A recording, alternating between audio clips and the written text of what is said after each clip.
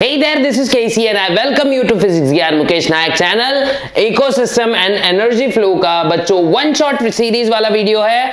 बहुत ही फास्ट पूरा का पूरा टॉपिक टेक्स्ट बुक का एक एक पॉइंट हम लोग देखेंगे, ठीक है। बहुत अच्छे से देखने वाले हैं बच्चों कि बिकॉज हम लोग इस एनवायरनमेंट में रहते हैं तो हमको एनवायरनमेंट के बारे में जानकारी बहुत ज्यादा जरूरी है। तो हम बिना किसी देरी के बच्चों एकदम फास्ट क्या कर लेते हैं, पूरी हमारी तैयारी कर लेते हैं। इस चैप्टर से 3 मार्क के लिए आएगा। बहुत जबरदस्त चैप्टर है, सिर्फ लर्न करना है, कोई टाइप का कॉन्सेप्चुअल पार्ट नहीं है। जो कुछ है आपको दिखेगा आंखों से, ठीक है।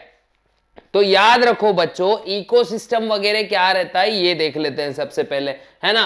तो हमारा सबसे पहली चीज क्या है, जैसे हमने पिछले बार भी देखा था what is meant by ecosystem वगैरह।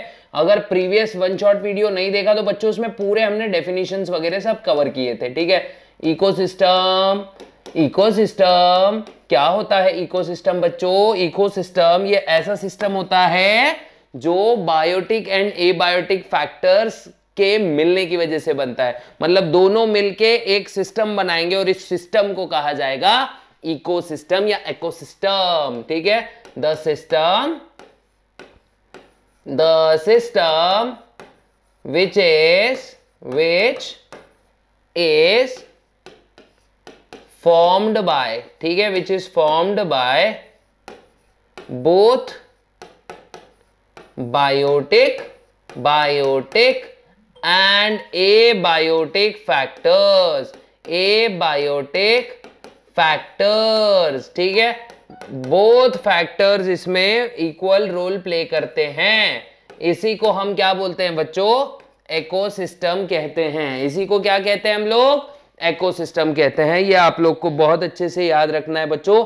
2 टाइप्स के इकोसिस्टम होते हैं, एक तो एक नेचुरल होता है और दूसरा होता है अपना आर्टिफिशियल इकोसिस्टम, है ना। तो इसमें टाइप्स कितने होते हैं बच्चों, याद रखेंगे ना आप लोग? 2 टाइप्स होते हैं मेरे बच्चे। कितने टाइप्स होते हैं? 2 टाइप्स होते हैं। तो 2 टाइप्स में सबसे पहला ए वाला देखो, कौन सा? नेचुरल, है ना, नेचुरल। और दूसरा कौन सा होता है बच्चों? बी वाला होता है आर्टिफिशियल, है ना, artificial.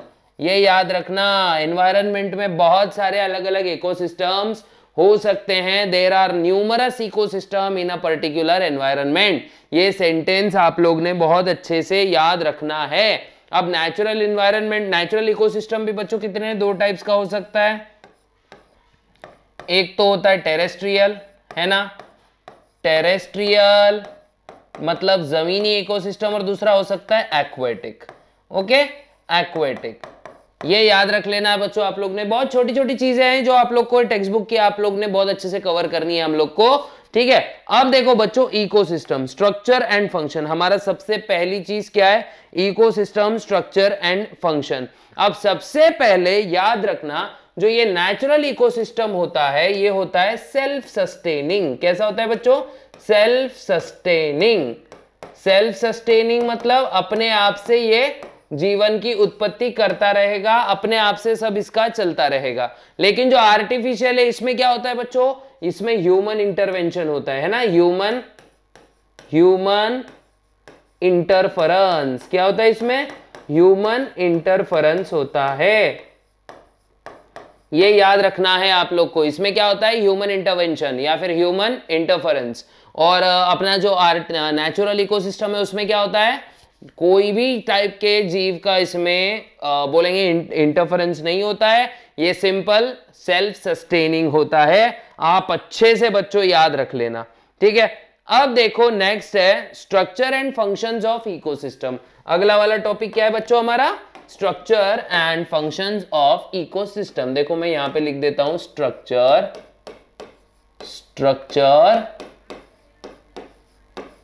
And functions,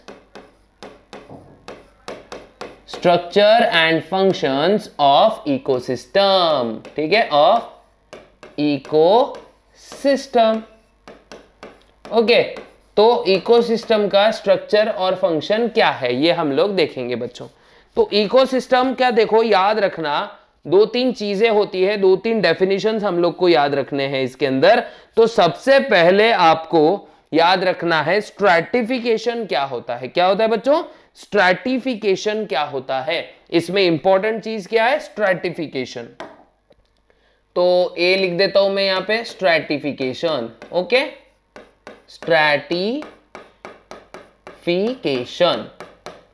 now what do you mean by stratification? देखो बच्चों, इकोसिस्टम का स्ट्रक्चर बड़ा डाइवर्स होता है, अलग अलग टाइप के इकोसिस्टम होते हैं और उसमें अलग अलग टाइप के वेजिटेशन और एनिमल्स वगैरह एग्जिस्ट करते हैं। ठीक है, तो यही एनिमल और अलग अलग टाइप के वेजिटेशन के डिस्ट्रीब्यूशन को हम क्या बोलते हैं? देखो, vertical distribution of different species of plant and animal. क्या बोल रहा हूं मैं? वर्टिकल डिस्ट्रीब्यूशन मतलब हाइट के जरिए अगर अपन देखें तो डाइवर्सिटी कैसी है। Vertical distribution of different species of plants and animal occupying different food level is called as stratification. क्या बोलेंगे बच्चों? स्ट्रैटिफिकेशन मतलब ये होता है vertical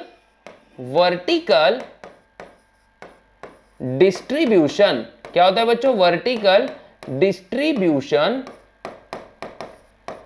of plant and animals. Vertical distribution of plant and animals in occupying लिखेंगे, occupying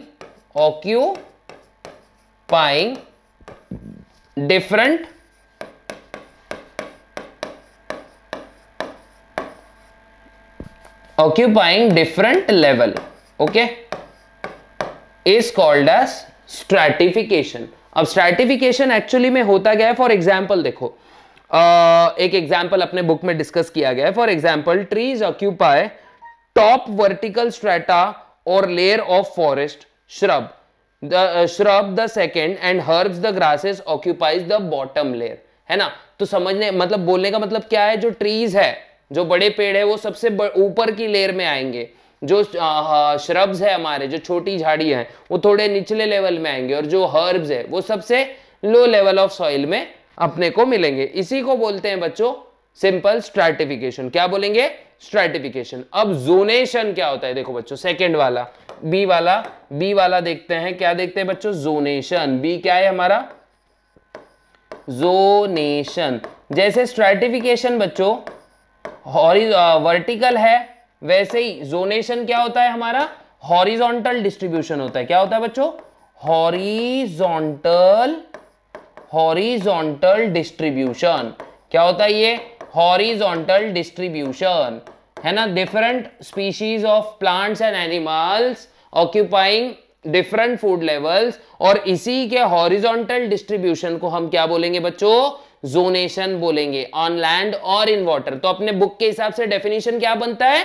horizontal distribution of plants and animals on land or in water is called as zonation. ठीक है, is called as zonation। क्योंकि देखो बच्चों, जैसे ऐसे horizontal मतलब ऐसे जमीनी लेवल पे देखो हम इंडिया में घूमते हैं, तो अगर एक स्टेट बदल गया तो देखो प्लांट्स की वेराइटीज चेंज हो जाती है, एनिमल्स के अपीयरेंस में चेंजेस आ जाते हैं बच्चों। तो ये होता है अपना जोनेशन बोला जाता है। इसको क्या बोला जाता है? जोनेशन। ये होता है horizontal distribution of plants and animals on land और इन वाटर।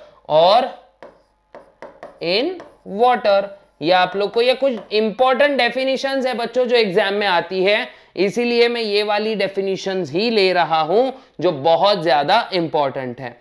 ठीक है, अब जैसे देखो, अगर मैं टेरेस्ट्रियल में भी जाऊं तो टुंड्रा रीजन में जाऊं तो मेरे को अलग टाइप की वेजिटेशन मिलेगी, अगर मैं महाराष्ट्र में होता हूं तब मेरे को अलग टाइप की वेजिटेशन मिलेगी। तो मैं हॉरिजॉन्टली जब मूव कर रहा हूं across the different kinds of lands, तो वहां की वेजिटेशन और एनिमल डाइवर्सिटी भी क्या हो रही है बच्चों? चेंज हो जा रही है, और इसी को जोनेशन बोलते हैं। इसका मतलब इतना समझ लो, अलग अलग जोन्स में अलग अलग टाइप के ऑर्गेनिजम्स आपको देखने को मिलेंगे। तो ये बात आप लोग ने अच्छे से गांठ बांध के रख लेनी है, बहुत अच्छे से गांठ बांध के रख लेनी है बच्चों। ठीक है, अब देखते हैं अपना सिंपल सी बात है। अब देखते हैं कि प्रोडक्टिविटी क्या होता है, डिकम्पोजिशन क्या होता है, न्यूट्रिएंट साइक्लिंग्स क्या होती है और एनर्जी फ्लो क्या होता है। तो देखो, biotic and abiotic components of an ecosystems are linked together, ठीक है, to function as an ecosystem unit through various processes. Simple सी बात है, हमारा जो इकोसिस्टम है, ये इकोसिस्टम कुछ फैक्टर्स पे डिपेंड करता है। factors on which, देखो, factors on which ecosystem is dependent, बहुत ज्यादा लिखना हो जा रहा है वो। देखो, factors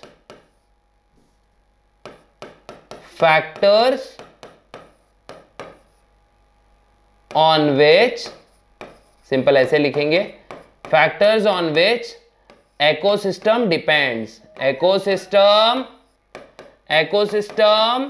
depends, ओके। ऐसे फैक्टर्स जिस पर इकोसिस्टम जो है हमारा डिपेंड करता है। तो ऐसे कौन से फैक्टर है मेरे बच्चों? सिंपल से फैक्टर्स है। सबसे पहला तो है अपना प्रोडक्टिविटी, दूसरा क्या है, डिकम्पोजिशन, तीसरा क्या है हमारा देखो, प्रोडक्टिविटी हो गया, डिकम्पोजिशन हो गया, न्यूट्रिएंट साइक्लिंग, और चौथा वाला है बच्चों एनर्जी फ्लो। ये 4 फैक्टर्स आपको याद रखने हैं। और ये 4 फैक्टर्स कौन से? सबसे पहला तो है भैया प्रोडक्टिविटी, ओके। क्या ये भैया मेरे, जल्दी बताओ मेरे छोटे भाइयों बहनों, जल्दी बताओ, प्रोडक्टिविटी। उसके बाद क्या है बच्चों? डिकम्पोजिशन,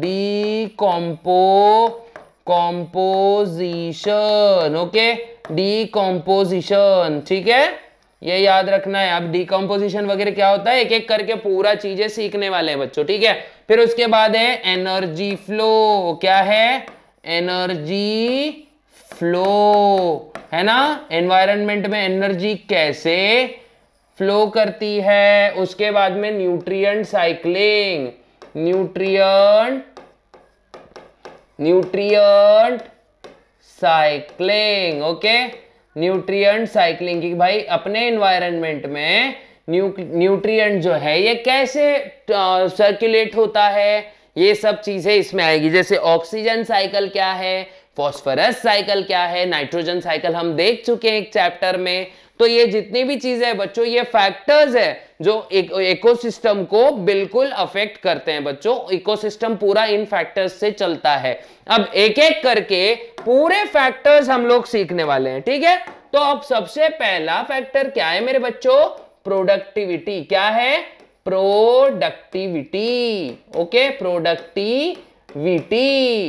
सबसे पहला फैक्टर क्या है मेरे बच्चे? प्रोडक्टिविटी है। अब प्रोडक्टिविटी क्या होती है? सिंपल सी बात है ना बच्चों कि ये बायोमास कितना, प्रोड्यूसर्स कितना बायोमास प्रोड्यूस कर रहे हैं, इसको कहते हैं हम लोग प्रोडक्टिविटी, ठीक है। Productivity refers to the rate of generation of biomass in an ecosystem.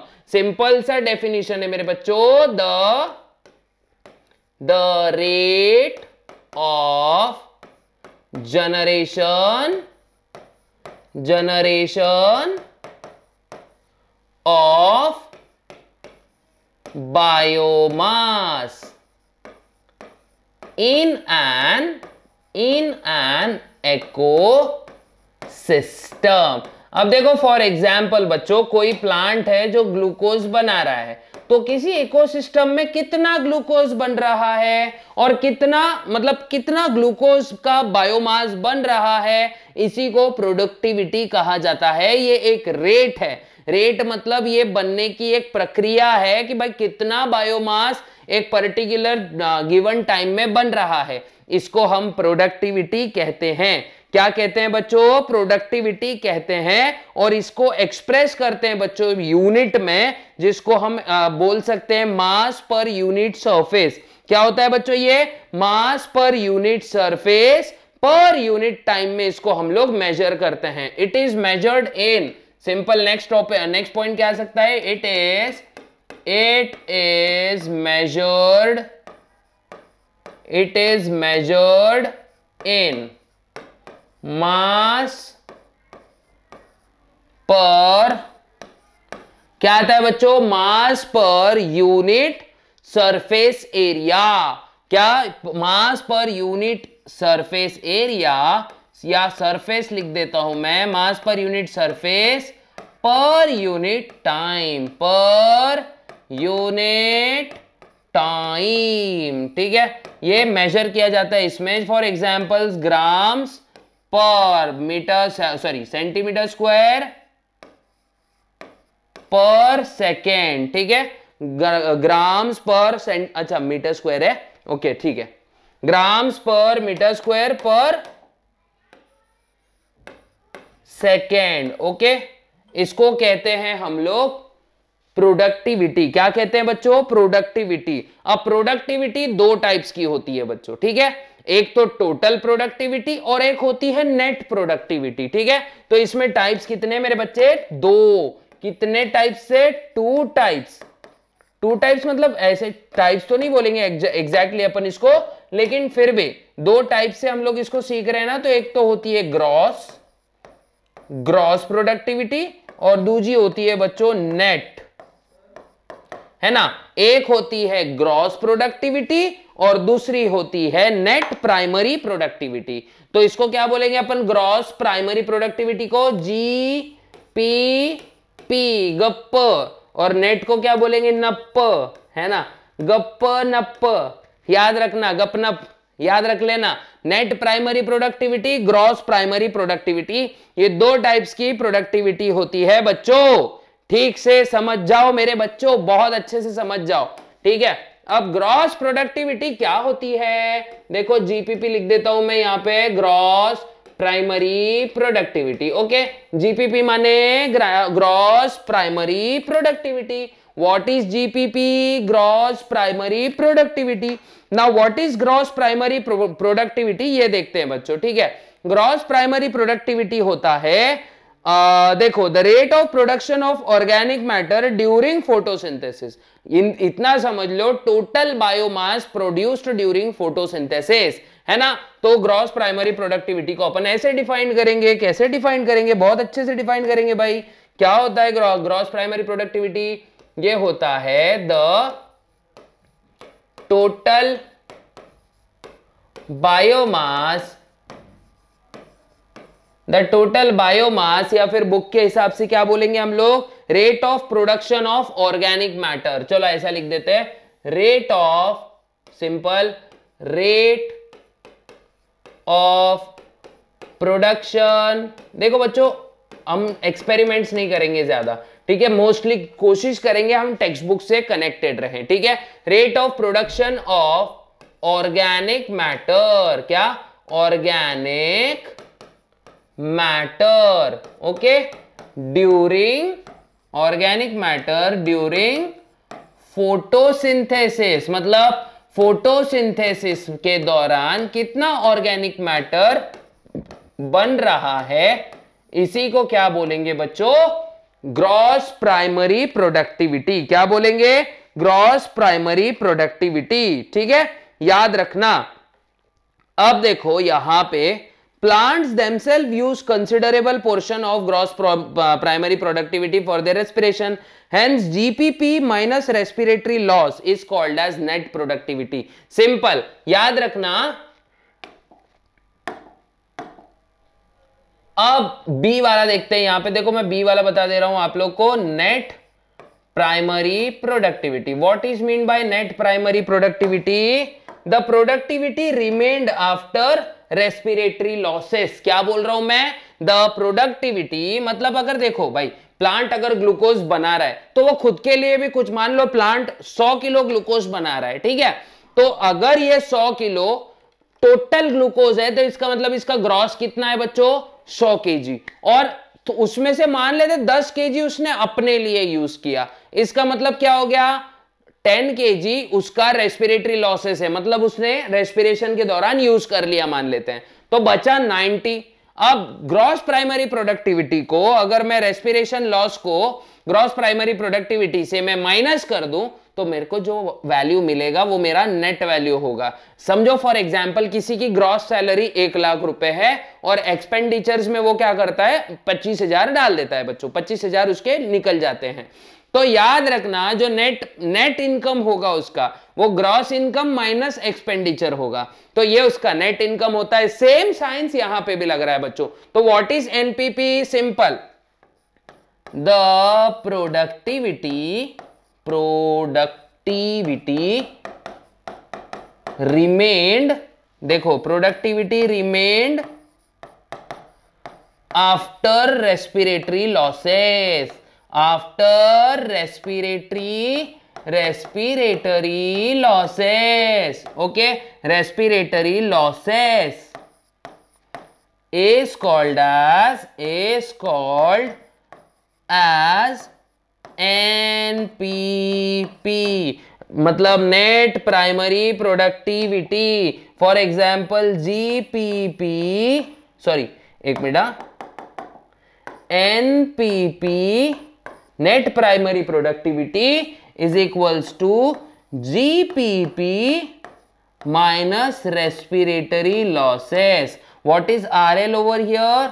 Respiratory losses, मतलब ड्यूरिंग रेस्पिरेशन CO2 वगैरह बॉडी से बाहर निकल गया ना बच्चों, यही होता है रेस्पिरेटरी लॉसेस। आप लोग को बहुत अच्छे से ये छोटी छोटी बातें याद रखनी पड़ेगी बच्चों, ठीक है, याद रखनी पड़ेगी। देखो वापस से देख लो, नेट प्राइमरी प्रोडक्टिविटी का एक और डेफिनेशन बुक के अनुसार, the available biomass for the consumption to the heterotrophs, मतलब हेटेरोट्रॉप्स को खाने के लिए जो अब बच गया है उसको बोलेंगे हम लोग नेट प्राइमरी प्रोडक्टिविटी। ये याद बहुत अच्छे से रखना है बच्चों, ठीक है, बहुत अच्छे से याद रखना है। तो ये तो चलो हो गया हमारा प्राइमरी प्रोडक्टिविटी, प्रोडक्टिविटी का देख लिया ना हमने, ग्रॉस में आ गया और नेट प्राइमरी प्रोडक्टिविटी आ गया। अब देखते हैं नेक्स्ट वाला जो हमारा सेकेंडरी प्रोडक्टिविटी होगा। तो सेकेंडरी प्रोडक्टिविटी को कैसे डिफाइन करेंगे? The rate of formation of new organic matter by consumers, ठीक है, क्या? By consumers. याद रखो सेकेंडरी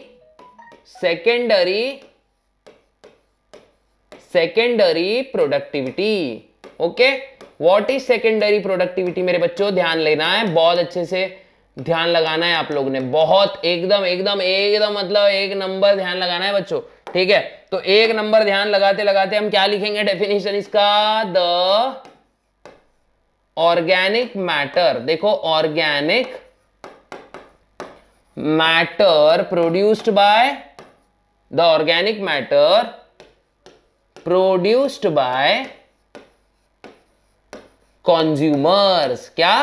कंज्यूमर के द्वारा ऑर्गेनिक मैटर जब बनाया जा रहा है इसको ही हम बोलेंगे बच्चों सेकेंडरी प्रोडक्टिविटी। क्या बोलेंगे? Secondary productivity. अब जो हमारा अगला है बच्चों ये है बी वाली चीज जो कि है डीकॉम्पोजिशन। क्या है? सेकेंड वाला फैक्टर है डीकॉम्पोजिशन। क्या है बच्चा? सेकेंड वाला फैक्टर। कौन सा वाला फैक्टर? हमारा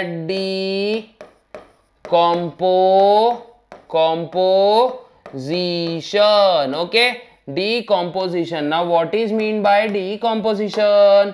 अच्छे से ध्यान रखना है मेरे बच्चे, बहुत अच्छे से ध्यान रखना है। What is decomposition? तो breakdown of complex organic molecules into inorganic, simple inorganic form is called as decomposition. क्या बोलेंगे बच्चों इसको? The breakdown of, देखो breakdown of complex, देखो सिंपल है बच्चों, एकदम एकदम चिल्ली चिल्ली डेफिनेशंस है। कॉम्प्लेक्स ऑर्गेनिक मॉलिक्यूल है ना, कॉम्प्लेक्स ऑर्गेनिक मॉलिक्यूल्स लाइक कौन से बच्चों? Amino acid, fats etcetera into, क्या बोलेंगे बच्चों? Into simple inorganic material into simple inorganic substances लिख देंगे, ठीक है, सब्सटेंसेस बाय डेट्रीवोरस ऑर्गेनिजम्स, इसको बोलेंगे हम लोग डीकॉम्पोजिशन। डेट्रीवोरस मतलब कौन से ऑर्गेनिजम्स बच्चों, जितने भी ये ऐसे समझ लो, जितने भी ऑर्गेनिज्म डेड बॉडीज पर डिपेंड करते हैं इनको डेट्रीवोरस ऑर्गेनिज्म कहा जाता है। इसके अंदर क्या होता है, देखो डेट्रीवोरस ऑर्गेनिजम्स क्या करते हैं, डेट्रीवोरस ऑर्गेनिजम्स क्या करेंगे, सिंपल देखो, detritivorous organisms are include, detritivorous organisms are included, detrivorous organisms are included, है ना। detrivorous organisms जो है ये इसमें include होते हैं। ये क्या करेंगे, they forms fragments of complex molecule, forms fragments of complex molecules, fragments of complex molecules, okay,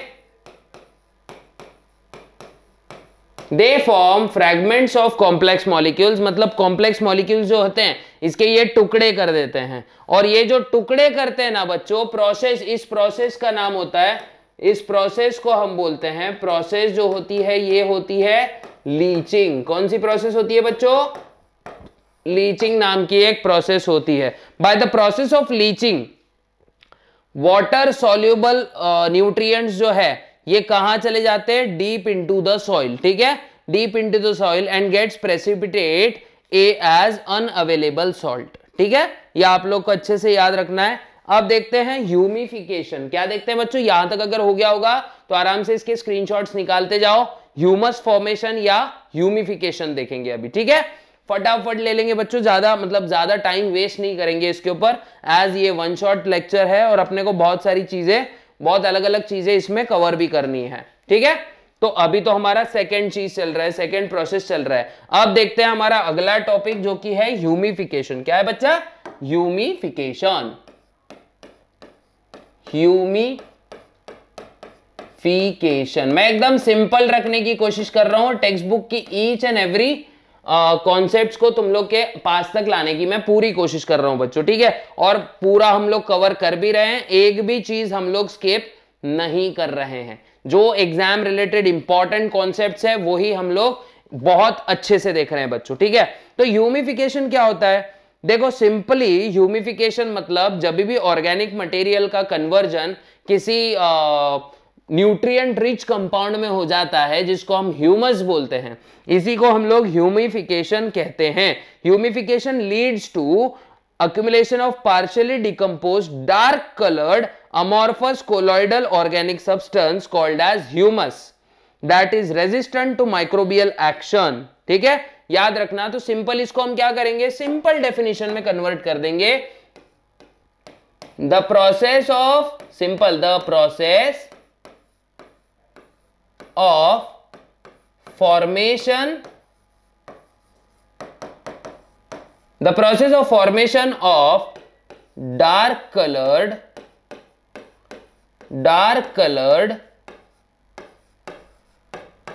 colloidal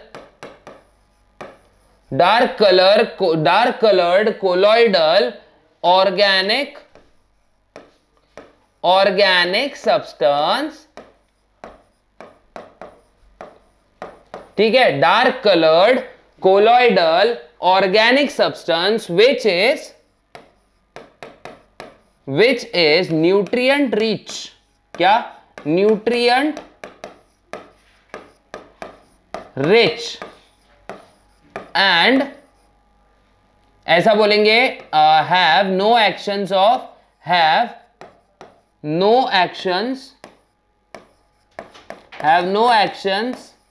of microbes on it, ठीक है, is called as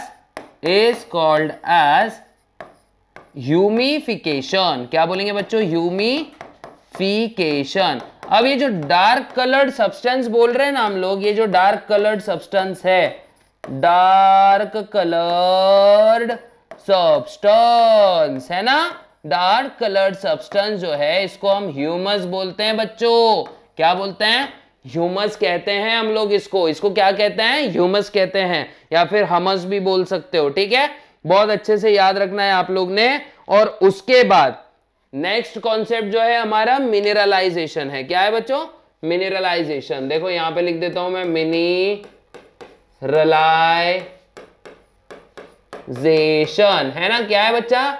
मिनरलाइजेशन। देखते हैं अब मिनरलाइजेशन में क्या होता है, देख लेते हैं। तो ह्यूमिफिकेशन देखने के बाद हम लोग देखेंगे बच्चों मिनरलाइजेशन। अब आप लोग को यही लग रहा होगा कि सर यार अचानक से टी शर्ट से पोलोज में कैसे आ गए? भाई मैं कॉफी थोड़ा सा पी रहा था एक कट लेकर, और क्या हुआ, कॉफी मेरे सीधी टी शर्ट पर गिर गई, और उस वजह से पूरे टी शर्ट की जय जयकार हो गई, मतलब समझ लेना टाई टाई फिस हो गई, और इस वजह से मेरे को अपना टी शर्ट बदलना पड़ गया।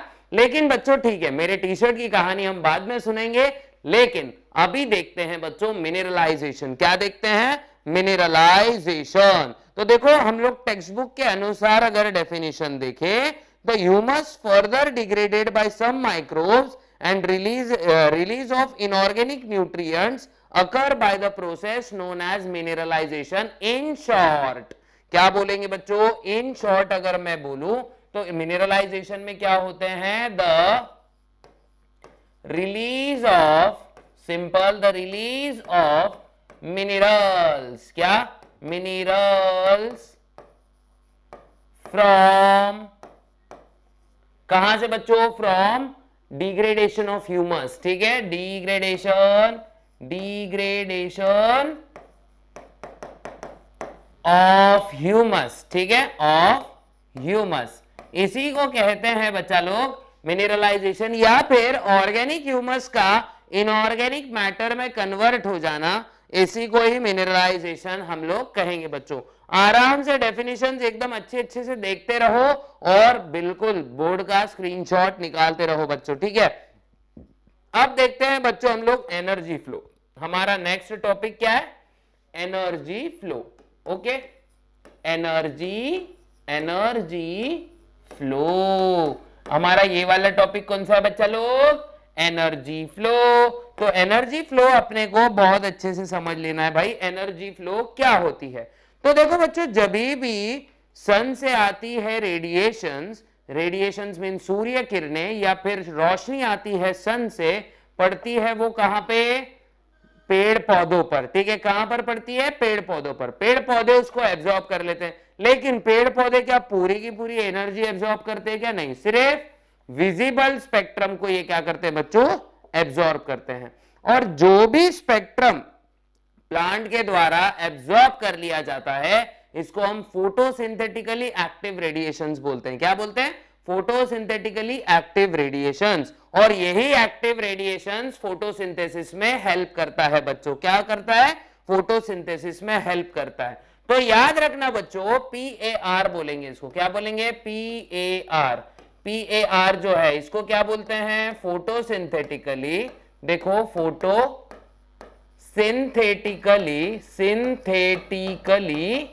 Photosynthetically active radiations. क्या बोलते हैं बच्चों? Photosynthetically active radiations. क्या बोलेंगे? Active radiations. अब ये जो एक्टिव रेडिएशंस है ना बच्चों, ये कौन एब्जॉर्ब करता है? प्रोड्यूसर्स। कौन एब्जॉर्ब करता है? प्रोड्यूसर्स। अब प्रोड्यूसर्स को जब हर्बीवोर्स खाएंगे, इसका मतलब प्राइमरी कंज्यूमर खाएंगे। कौन खाएंगे बच्चों? Primary consumers. कौन खाता है बच्चों? Primary consumers. ओके, प्रोड्यूसर्स को कौन खा रहा है? प्राइमरी कंज्यूमर्स, ठीक है। अब प्राइमरी कंज्यूमर्स को जब सेकेंडरी कंज्यूमर्स खाएंगे तो ये एनर्जी सेकेंडरी कंज्यूमर्स में ट्रांसफर हो जाएगी। तो यहां लिख देता हूं मैं 2 डिग्री कंज्यूमर, मतलब सेकेंडरी कंज्यूमर। अब सेकेंडरी कंज्यूमर को कौन खाता है बच्चों? टर्शरी कंज्यूमर्स, है ना, ठीक है। टर्शरी कंज्यूमर्स, है ना। वापस से बोल रहा हूं मैं, कौन खा रहा है भाई? प्राइमरी कंज्यूमर, सेकेंडरी कंज्यूमर, अब जाएगा टर्शरी कंज्यूमर, है ना, क्या है बच्चों, टर्शरी कंज्यूमर्स, है ना। अभी ये प्राइमरी सेकेंडरी कौन होते हैं, ये बहुत दिनों से सीख रहे हो बच्चों आप, है ना। प्राइमरी मतलब हर्बीवोर्स एनिमल, सेकेंडरी मतलब कार्निवोर्स एनिमल, और टर्शरी मतलब एपेक्स प्रेडेटर बोल दो या ओमनिवोर्स बोल दो, ठीक है। अब एपेक्स मतलब किसको बोलते हैं भाई, जो सबसे ऊंची गद्दी पर बैठा है, जो राज कर रहा है, जिससे पूरा जंगल थर्रा उठता है, ये होता है सेकेंडरी कंज्यूमर, ठीक है, सॉरी टर्शरी कंज्यूमर। तो ये आप लोग ने बहुत अच्छे से याद देना है। अब बच्चों देखो ये कहां से आ रही है, ये पार कहां से आ रहा है भाई, हमारे सूरज से ही आ रहा है ना, लेकिन सूरज की एनर्जी, अभी टर्शरी कंज्यूमर क्या सूरज को देगा क्या एनर्जी, नहीं नहीं नहीं, बिल्कुल नहीं देगा। तो एक सेंटेंस याद रखो बच्चों, energy flow is always unidirectional. कैसी होती है, यूनिडायरेक्शनल होता है energy flow in an ecosystem. ये सबसे इंपॉर्टेंट सेंटेंस है इस टॉपिक का, ठीक है। क्या कह रहा हूं मैं, सबसे इंपॉर्टेंट सेंटेंस है इस टॉपिक का, बहुत अच्छे से याद रखना है, ठीक है, याद रखो, बहुत अच्छे से याद रखो। अब देखो कंज्यूमर्स किसको बोलते हैं, प्रोड्यूसर्स किसको बोलते हैं, प्राइमरी कंज्यूमर किसको बोलते हैं, इसकी डेफिनेशंस लिखते हैं बच्चों, ठीक है। तो सबसे पहला डेफिनेशन बाहर निकल के आ रहा है मेरे बच्चे, फर्स्ट कौन सा, बाय फोटोसिंथेटिकली एक्टिव रेडिएशंस क्या है, क्या,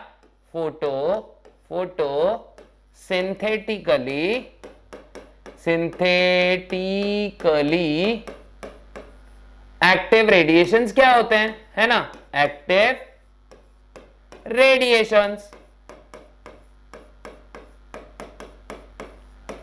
फोटोसिंथेटिकली एक्टिव रेडिएशंस बच्चों लोग क्या होता है देख लो। अभी फोटोसिंथेटिकली एक्टिव रेडिएशन ये वो रेडिएशंस होते हैं जो, क्या कह रहा हूं बच्चों मैं, जो प्लांट द्वारा एब्जॉर्ब किए जाते हैं for the sake of photosynthesis, ठीक है। तो द रेडिएशंस, ऐसा लिख देंगे, द रेडिएशंस, रेडिएशन बोलो और wavelength of light, okay, the radiations और वेवलेंथ ऑफ लाइट, है ना, और wavelength of light absorbed by, क्या, absorbed by plants, in which plant can efficiently perform, क्या बोलूंगा मैं, efficiently perform photosynthesis,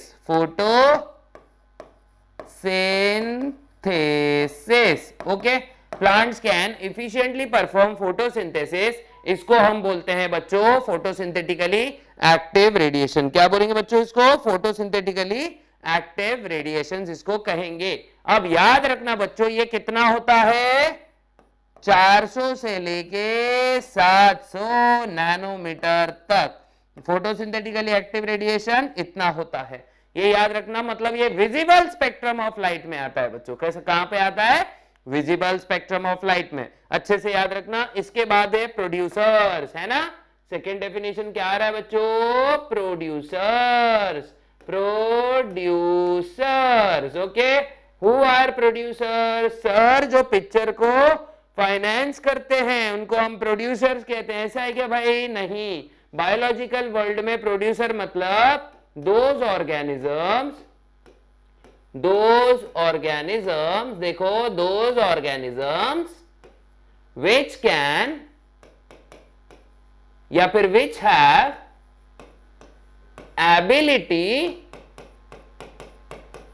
to perform photosynthesis, ability to perform photo, तू खींच मेरी फोटो, है ना, गाना अच्छा था ना ये। तो फोटो सिंथेसिस किसने कहा था बता देना बच्चों, ठीक है, फोटोसिंथेसिस, है ना, which have ability to perform photosynthesis, इनको हम कहेंगे मेरे बच्चे प्रोड्यूसर्स कहेंगे। जैसे पूरे प्लांट्स है इनको क्या बोलेंगे, प्रोड्यूसर्स कहेंगे, ठीक है, इनको ही कहेंगे हम लोग प्रोड्यूसर्स। उसके बाद थर्ड मेरे बच्चों क्या है, थर्ड प्राइमरी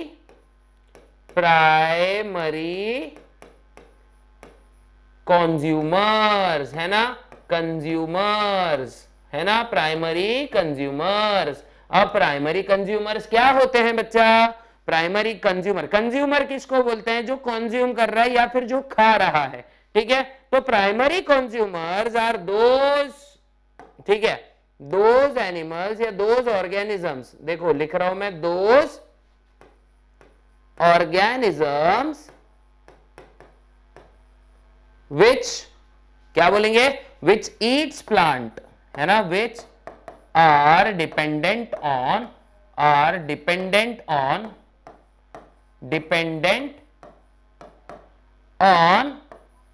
किस पर बच्चों, producers for food, which are dependent on producers for food directly, कैसा, डायरेक्टली। अगर कोई ऑर्गेनिज्म डायरेक्टली प्रोड्यूसर्स को खाता है, इन्हीं को हम बोलते हैं प्राइमरी कंज्यूमर्स। क्या बोलते हैं बच्चों, प्राइमरी कंज्यूमर्स। इन्हीं को तुम हर्बीवोरस एनिमल्स भी बोल सकते हो, ठीक है, ओके। इन्हीं को क्या बोल सकते हो, हर्बीवोरस एनिमल्स, ओके। उसके बाद सेकेंडरी कंज्यूमर्स, क्या आएगा बच्चों, सेकेंडरी कंज्यूमर्स, फोर्थ नंबर का है ना, सेकेंडरी, देखो यहां लिख रहा हूं मैं, secondary consumers, okay. Secondary consumers क्या होते हैं मेरे बच्चे, जल्दी से देख लो, जल्दी से बता देना। सेकेंडरी कंज्यूमर्स क्या होते हैं, दोज ऑर्गेनिजम्स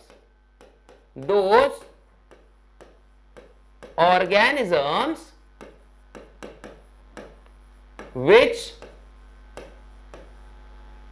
क्या बोलेंगे, those organisms which Yeats, simple क्या बोलेंगे, विच ईट्स प्राइमरी कंज्यूमर्स, है ना, यहां लिख देता हूं मैं, प्राइमरी कंज्यूमर्स, ओके। ऐसे ऑर्गेनिजम्स जो प्राइमरी कंज्यूमर्स को खाते हैं, इनको हम बोलते हैं सेकेंडरी कंज्यूमर्स, ओके। और एपेक्स प्रीडेटर किसको बोलते हैं, एपेक्स प्रीडेटर कौन होता है, जो सभी का सबसे आतंक जिसका होता है। जैसे एपेक्स प्रेडेटर में कौन आता है, जिसका कोई शिकार नहीं कर सकता बच्चों, जैसे शेर, टाइगर, इनका शिकार नेचुरली, इनका कोई शिकारी मौजूद नहीं है। हाँ, लड़ाई वगैरह हो गया, मरने मारने की हो गई लड़ाई, तब ठीक है, लेकिन इनको खास खाने के लिए इनका कोई शिकारी नहीं है। अब ह्यूमंस है तो लिटरली हम लोग एक्सप्लॉइटर्स में आएंगे बच्चों, क्योंकि हम क्या करते हैं, खाना नहीं भी है तो भी ऑर्गेनिजम्स को मारते हैं, ठीक है। खाना अगर नहीं है तो भी हम ऑर्गेनिजम्स को मारते हैं। कोई हमको मतलब जिंदा रहना है तो हम लोग शिकार कर रहे हैं, तब तक ठीक रहती है बात बच्चों, क्योंकि पृथ्वी का संतुलन बना रहता है। लेकिन बिना शिकार, मतलब बिना किसी फूड रिक्वायरमेंट के भी अगर हम लोग सिर्फ एनिमल प्रोडक्ट के लिए उनको मार देते हैं, जैसे खाल हो गया, उनके नाखून, उनके दांत हो गए, उनके सिंग हो गए, तो इसको हम एक्सप्लॉइटर की श्रेणी में रखेंगे, because we are just exploiter, we are not doing anything, और we are not playing a role in balancing the environment, ठीक है। तो ये याद रखना, हम में से बहुत सारे अच्छे लोग भी हैं, हम में से बहुत सारे लोग एक्सप्लॉइटर्स भी हैं। अब आपके हाथों में मैं ये छोड़ता हूं कि आप क्या बनना चाहते हो, ठीक है। कमेंट बॉक्स में जरूर बता देना कि मेरी एडवाइस आपको सही लगती है या नहीं, या फिर मेरा ओपिनियन आपको सही लगता है या नहीं। क्योंकि बच्चों अगर हम लोग सिर्फ खाने के लिए किसी को मारेंगे तो ठीक है, जब तक मतलब ये नेचर का रूल है कि भाई एक जीव को जीने के लिए दूसरे जीव का एक तो उसको खत्म करना पड़ता है या उसकी पॉपुलेशन को मेंटेन करना रखता है।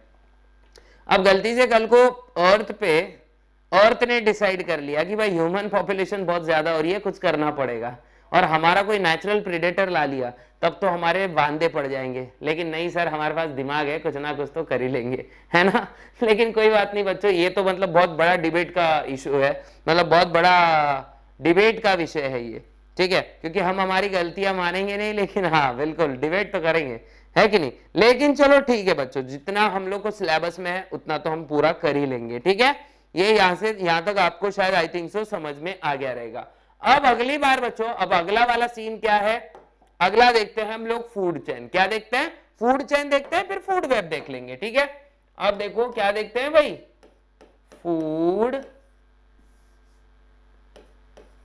चैन। क्या देखते हैं बच्चा, फूड चैन देखते हैं। मुझे नींद ना आए, मुझे चैन ना आए, एग्जाम के लिए टेंशन आए, है ना, टेंशन हो गया ना भाई एग्जाम का, आ चुकी है एग्जाम अभी, है ना। तो फूड चैन होता है बच्चों, ये होता है इंटरडिपेंडेंस,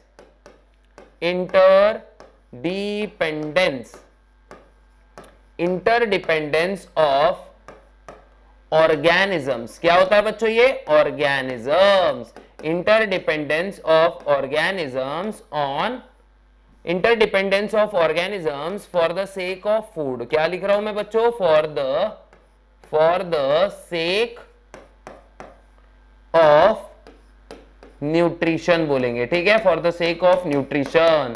एक दूसरे को जीने के लिए, मतलब एक दूसरे के ऊपर हम लोग निर्भर होते हैं बच्चों, just for the sake of nutrition. इसी को क्या बोला जाता है, फूड चेन। क्या बोला जाता है, फूड चेन बोला जाता है। बहुत सिंपल वे में बता रहा हूं बच्चों आप लोग को मैं। फॉर एग्जाम्पल देख लो, यहाँ पे मस्त घास है। क्या है बच्चों, ये देखो, ये मस्त एकदम जबरदस्त वाली घास है, हरी भरी। अभी यहाँ तो व्हाइट है बच्चों, लेकिन ये कंसिडर करते हैं कि ये घास हरी भरी है, ठीक है। अब ये घास को खाने के लिए मस्त एक छोटू सा हिरन ललचा रहा है बच्चों। देखो इसको कौन खाएगा, सिंपल सी बात है ना भाई, इसको कौन खाएगा, ये हिरन खाएगा, है ना। ये हिरन दिख रहा है या नहीं मेरे को नहीं पता आपको, देखो, लेकिन ये हिरन ही है, ओके, ये हिरन है बच्चों, ओके। अब दिखेगा शायद, इसका सींग टूट चुका है एक लड़ाई में, है ना, सींग टूट गए हैं, टेढ़े तिरछे सींग हो गए इसके। इसके बाद इस हिरन को कौन खाएगा बच्चों, कोई भी वुल्फ खा सकता है ना। कौन खा सकता है भाई, इस हिरन को खा सकता है वुल्फ।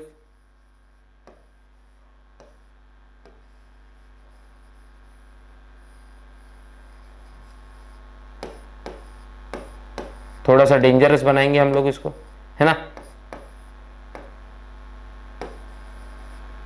मान लो ये वुल्फ खा रहा है इसको, है ना, और मान लेते हैं इस वुल्फ को कोई और मार के खा ले रहा है, ठीक है, मान लेते हैं, मतलब ऐसा टाइगर तो मारेगा नहीं, लायन तो मारेगा नहीं, लेकिन कंसीडर करते हैं कि भाई इनका इनकाउंटर हो गया, और मतलब इनकाउंटर हो गया मतलब इनका आमना सामना हो गया, और इन्होंने क्या करा, एक दूसरे को मारने के लिए एक जंग लड़ी, जिसमें लायन हमेशा जीतता है अकेले। तो ये क्या होता है बच्चों, ये एक फूड चेन है, ठीक है। ये क्या है, ये एक टाइप की फूड चेन है, मतलब बड़ी अजीब सी फूड चेन है। एक्चुअली लायन डायरेक्ट इसको भी मारेगा, है ना, लेकिन आगे मैं आपको बताने वाला हूं कि कैसे ये सीन होता है, फूड वेब क्या होता है, ठीक है। तो ये देखते हैं हम लोग अभी बच्चों, ओके। तो फूड वेब, अब देख लो बच्चों, ग्रास को खाता है डियर, डियर को खाता है लेपर्ड, ओके। तो ये एक फूड चेन होगी। लेकिन अब फूड वेब क्या होता है ये देख लो बच्चों, ठीक है। क्या फूड वेब क्या होता है ये भी आप लोग को देखना चाहिए, देखना मतलब जरूरी ही है। So what is mean by food web, okay. Food web, second, what is food web बच्चों। फूड वेब होती है कॉम्प्लेक्स, देखो क्या होती है फूड वेब, ये होता है कॉम्प्लेक्स नेटवर्क। क्या होता है बच्चों, complex network of different food chains, of different food chains। इसी को क्या बोलते हैं, फूड वेब कहते हैं बच्चों। क्या बोलते हैं, फूड वेब। जैसे फॉर एग्जांपल मैं 2-3 फूड चेन्स बना लेता हूं यहां पे। जैसे फॉर एग्जांपल मान लेते हैं ग्रास, ग्रास को खाएगा ग्रास हॉपर, है ना, ग्रास हॉपर, ग्रास हॉपर को खाएगा बच्चों मेंढक, है कि नहीं, फ्रॉग, ओके, फ्रॉग को खाएगा स्नेक। ये एक फूड चेन हो गई, ओके, ये एक फूड चेन हो गई। फिर दूसरी बना लेता हूं मैं बच्चों ग्रास, ग्रास भी लाइक हम कोई मंदिर का घंटा है जो हर कोई बजा के जाता है कि नहीं ग्रास को ही खाया जा रहा है बच्चों। यहाँ पे ग्रास को खाता है डियर, डियर को खाता है लेपर्ड, है ना, ये एक फूड चेन हो गई, ओके। एक और फूड चेन ले लेंगे, ग्रास, मान लेते हैं ग्रास को कोई दूसरा जानवर खा रहा है, कौन सा जानवर लाते हैं भाई अभी, है ना, कौन से जानवर लाते हैं, चलो ठीक है, ग्रास को खा रहा है कोई भी एक XYZ अपना नॉर्मल प्लांट ईटिंग इंसेक्ट, मान लेते हैं फिर से ग्रास हॉपर ले लेते, चलो ग्रास हॉपर। अब ग्रास हॉपर आ गया चूहे के नजर में, चूहा मतलब माउस, खाते हैं बच्चों, चूहे कीड़े खाते हैं, ओमनीवोरस होते हैं, ध्यान रखो जरा, कुछ भी खा लेते हैं। माउस को खाता है स्नेक, स्नेक को खाती है ईगल, मान लेते हैं, ओके। अब समटाइम्स क्या होता है बच्चों, देख लो, ये ईगल देखो स्नेक को भी खाती है, ईगल फ्रॉग को भी खाता है, ईगल ग्रास हॉपर तो नहीं खाएगा, लेकिन अगर एक आधा लेपर्ड का बच्चा मिल गया तो ईगल इसको भी चट कर जाता है। अगर लेपर्ड को ईगल मिल गई तो लेपर्ड ईगल को भी चट कर सकता है, स्नेक को भी चट कर सकता है, बहुत हद तक छोटे शिकार पकड़ने के लिए माउस को भी चट कर सकता है। उसके बाद समझ लेना लेपर्ड ग्रास हॉपर तो कभी नहीं खाएगा। अब देखो फ्रॉग कभी कभी स्नेक को खा लेता है, अगर छोटे स्नेक्स है, बुल फ्रॉग अगर आपको नहीं पता तो ये खा सकता है बच्चों, हाँ, बड़ा फ्रॉग छोटे स्नेक को खा सकता है, याद रखो, बहुत अच्छे से याद रखो, बड़ा फ्रॉग माउस को भी खा सकता है बच्चों, ठीक है। अभी नेचुरल कंडीशन में इनका इंटरफेरेंस बहुत कम होता है, लेकिन अगर देखा जाए एक आधी बार अभी इस कहीं कोने में धरती के कहीं ना कहीं फ्रॉग कर रहा होगा शिकार, ठीक है, ये भी इंपॉर्टेंट है। तो जब भी ये जो फूड चेन्स है जब ऐसे कॉम्प्लेक्स नेटवर्क बना देती है उसको हम कहते हैं बच्चा फूड वेब। क्या बोलते हैं इसको, फूड वेब बोलते हैं इसको, ठीक है। यहां तक आपको शायद समझ में आ गया रहेगा, यहां तक बहुत अच्छे से समझ में आ गया रहेगा आपको। देखो बच्चों ज्यादा कुछ भी नहीं है, ठीक है। अब एक देखते हैं लिंडरमन्स लॉ देखते हैं, ठीक है। लिंडरमन्स लॉ क्या बोलता है, ये एक इंपॉर्टेंट टॉपिक है बच्चों इस चैप्टर से, ठीक है। तो टॉपिक लेवल में जो एनर्जी जाती है, अगले लेवल में जो एनर्जी जाती है वो कैसी जाती है, तो ये आर लिंडरमन का लॉ देखते हैं, ठीक है। अब देखो आर लिंडरमन्स लॉ, ठीक है, आर लिंडरमन्स लॉ। अब ये लॉ बोलता क्या है बच्चों, इसको 10% लॉ बोलते हैं बच्चों, क्या बोलते हैं, it is also called as 10% law. अब ये लॉ बोलता क्या है बच्चों, व्हेन ऑर्गेनिजम्स, ये मेरे लैंग्वेज में बता दे रहा हूं मैं आपको, मेरे लैंग्वेज मतलब एक नॉर्मल सी इंग्लिश में बता रहा हूं, फिर बाद में बुक का डेफिनेशन बताता हूं या बुक का स्टेटमेंट बताता हूं। When organism Yeats other organism, when organism eats other organism, only 10% of its energy, only 10% of its energy, only 10% of its energy enters into that organism। अब देखो मैं इसको एकदम ऑफिशियल लैंग्वेज में बताता हूं, ठीक है, पहले समझ लेंगे अच्छे से, उसके बाद में एकदम बेस्ट तरीके से पढ़ेंगे, ठीक है। मान लो ये प्रोड्यूसर है बच्चों, है ना, ये प्रोड्यूसर, प्रो मतलब प्रोड्यूसर, ओके, ये खा रहा है, इसको कौन खा रहा है भाई, प्राइमरी कंज्यूमर, कौन खा रहा है, प्राइमरी कौन लिख देता हूं मैं यहां पे, है ना, फिर उसको कौन खा रहा है, सेकेंडरी कंज्यूमर, ओके, फिर इसको कौन खा रहा है, मान लेते हैं टर्शरी कंज्यूमर, ठीक है, टर्शरी कौन। आगे अपने को पिरामिड भी देखने का इसका, तो टेंशन मत लो, मैं पिरामिड भी ड्रॉ करके बताऊंगा आपको। तो जब भी ये एनर्जी का ट्रांजिशन होता है ना बच्चों, मान लेते हैं इसमें 1 लाख किलो कैलोरी जितनी एनर्जी है, कितनी एनर्जी है भैया, 1 लाख किलो कैलोरी एनर्जी, वाह बहुत ज्यादा है यार, मेरे को कितनी मिलेगी, है ना। अब जब भी ये खाएगा बच्चों तो इसके अंदर जाएंगी सिर्फ 10%। अब 1 लाख का 10% होता है बच्चों 10,000 किलो कैलोरी। अरे अरे अरे बहुत ही ज्यादा कम हो गई भाई, है ना, 10,000 किलो कैलोरी, गिलरी बोल रहा था मैं। अब देखो बच्चों ये जब यहाँ पे प्राइमरी कंज्यूमर का सेकेंडरी खाएगा तो ओनली और ज्यादा और 10% एनर्जी आगे जाएगी। इसका मतलब कितनी भाई, 1000 किलो कैलोरी ओनली, कितनी, 1000 किलो कैलोरी। और अपने जिग भाई जो लकड़ बग गया है उसको भी खाना है ना, अब सेकेंडरी कंज्यूमर को उसने खा लिया तो 10% मिलेगी, है ना, मतलब कितनी, ओनली 100 किलो कैलोरी, है ना। तो हमारे टर्शरी कंज्यूमर बी लाइक, साला मेरे को इतना छोटा दिया, अब देख सबका गेम कैसे बजाता है बेचारा। से टर्शरी कंज्यूमर तक जाते जाते एनर्जी इतनी रह जाती है बच्चों। तो यही है 10% law.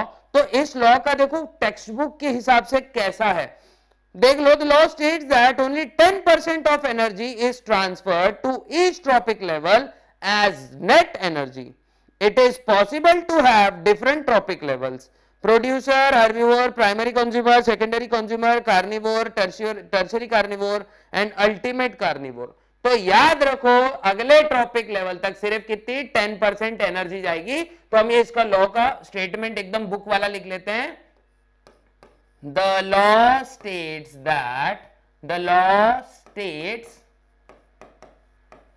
that only 10% energy is transferred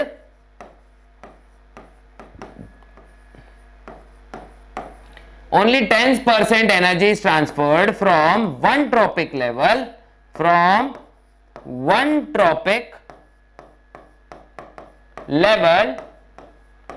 to other trophic level as net energy. याद रखो बच्चों, as net energy बोल रहा हूं मैं, ठीक है, as net energy, क्योंकि हम भी रेस्पिरेटरी लॉसेस करने वाले बच्चों। तो ये होता है एनर्जी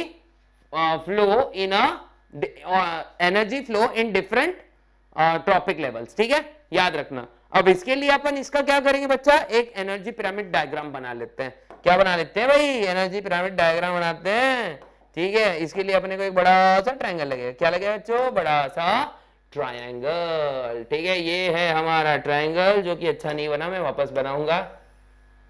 देखो ये हमारा ट्रायंगल है और इसको हम बड़ा बनाएंगे ऐसे, फिर भी अच्छा नहीं बना, वापस बनाऊंगा। अब इस बार यहां बनाऊंगा। यह हमारा ट्रायंगल है, यह हमने इसको ऐसे बड़ा कर दिया और यहाँ पे हम लोग अब पार्टी करने वाले हैं, ठीक है। याद रखो बच्चों, यह है हमारा एनर्जी पिरामिड। एनर्जी पिरामिड के सबसे निचले पायदान पर होता है कौन, मैं हूं डॉन, मैं हूं डॉन। डॉन नहीं होता है बच्चों, कौन होता है, प्रोड्यूसर होता है। कौन होता है भाई, प्रोड्यूसर होता है मेरे बच्चे। कौन होता है बता दो जल्दी, प्रोड्यूसर।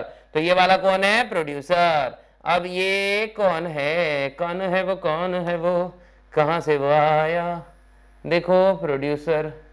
प्रोड्यूसर के बाद होता है बच्चों secondary, sorry primary consumer. Primary consumer को खाने वाला सेकेंडरी कंज्यूमर। और सबसे ऊपर होता है बच्चा ओमनीवोरस। कौन होते हैं, ओमनीवोरस। ये मतलब यार ये दूध में भी पैर रखते हैं और दही में भी पैर रखते हैं, इनको सब चाहिए, ये सब चट कर जाएंगे, ठीक है। याद रखना है हम लोग ने। तो सबसे पहले नीचे किसको लिखो, प्रोड्यूसर, है ना। प्रोड्यूसर मान लो सनरेज से एनर्जी ट्रैप कर रहा है। क्या कर रहा है बच्चा, सनरेज से एनर्जी ट्रैप कर रहा है। मान लेते हैं 1 लाख किलो कैलोरी जितनी energy, okay. 1 lakh KCAL। What is KCAL, kilo calorie. अब ये जाएगी हमारे प्राइमरी कंज्यूमर तक। कहां तक जाएगी बच्चों, कहां तक जाएगी बच्चों मेरे, प्राइमरी कंज्यूमर तक, है ना, प्राइमरी कंज्यूमर तक। अब प्राइमरी कंज्यूमर तक जब ये एनर्जी जाएगी तो कितनी जाएगी, सिर्फ 10,000। कितनी, 10,000 किलो कैलोरी। कितनी जाएगी बच्चों, 10,000 किलो कैलोरी। अब देखो यहां से एनर्जी यहां पे जंप करी। अब इसको जब ये खाएंगे तो ये कौन है बच्चों, सेकेंडरी कंज्यूमर, है ना, सेकेंडरी कंज्यूमर। ये तो डायरेक्ट ही सेकेंडरी कंज्यूमर देखते हैं, ठीक है। सेकेंडरी कंज्यूमर तक कितना होगा, ओनली 1000 किलो कैलोरी एनर्जी बच्चों यहां जाएगी। और जब इसको ये खाएंगे, हमारे ओमनीवोरस लिख दे, यहां पे टर्शरी कंज्यूमर लिख देते, चलो टर्शरी कंज्यूमर। यहां तक जब ये जाएंगे तो ये कितनी लेंगे, ओनली 100 किलो कैलोरी। और ये होता है बच्चों लिंडरमन्स लॉ। सिर्फ हर इस पे कितनी एनर्जी ट्रांसफर हो रही है? 10%, 10%, 10%। ठीक है, तो ये हमारा एनर्जी पिरामिड है बच्चा। क्या है? एनर्जी पिरामिड है। अब इकोलॉजिकल पिरामिड्स ही देख रहे हैं हम लोग, पहले ही हमने एनर्जी पिरामिड्स देख लिए, लेकिन हाँ इकोलॉजिकल पिरामिड्स कितने टाइप्स के हैं और हम लोग कितने पिरामिड्स देखने वाले हैं ये देखते हैं। ओके, फिर उसके बाद में हम लोग ये भी देखने वाले हैं कि आगे आगे मतलब क्या क्या चीजें हैं यहाँ पे, जैसे कार्बन साइकिल है, फिर फॉस्फोरस साइकिल है, और फिर आगे अब बच्चों अपने को आने वाला सक्सेशन। सक्सेशन एक इंपॉर्टेंट चीज है, जल्दी से समझती नहीं है बच्चों। सक्सेशन है, सक्सेशन के बाद हमारा ये चैप्टर डन हो जाएगा। ठीक है, सक्सेशन के बाद हमारा ये चैप्टर डन हो जाएगा। तो चलो बच्चों आगे बढ़ते हैं। तो लिखते हैं एनर्जी पिरामिड। क्या लिखते हैं? Energy pyramid. तो एनर्जी पिरामिड या फिर इकोलॉजिकल पिरामिड लेते हैं। एनर्जी पिरामिड अभी जस्ट देखा हमने, इकोलॉजिकल पिरामिड, थोड़ा मैं इधर उधर हो जाता हूं जुबान मेरी। देखो बच्चों ये है हमारा क्या? Ecological pyramid. ठीक है, क्या देखते हैं हम लोग? इसके टाइप्स देखते हैं अभी। इकोलॉजिकल, देखो इकोलॉजिकल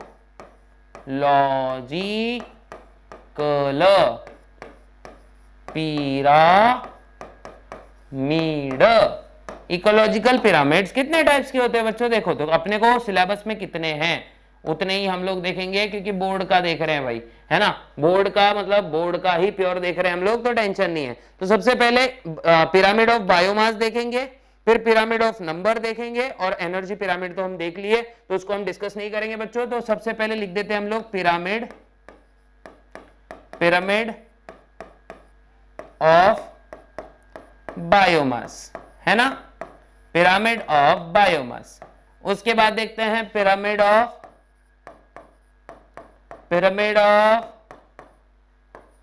नंबर्स, है ना, नंबर्स का पिरामिड देखेंगे भाई। सब पिरामिड्स बच्चों एक तो सिंपल इरेक्टेड ही है, इन्वर्टेड पिरामिड्स नहीं है ये। फिर उसके बाद देखेंगे पिरामिड ऑफ